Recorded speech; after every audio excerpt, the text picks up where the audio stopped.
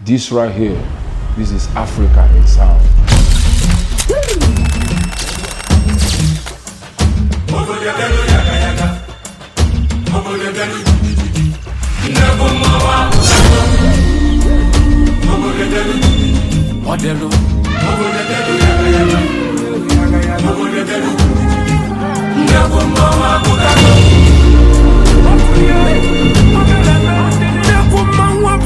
Shut down everywhere.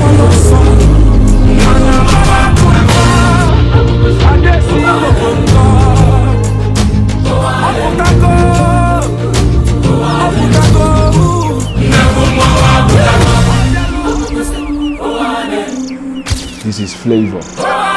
Afroculture is out.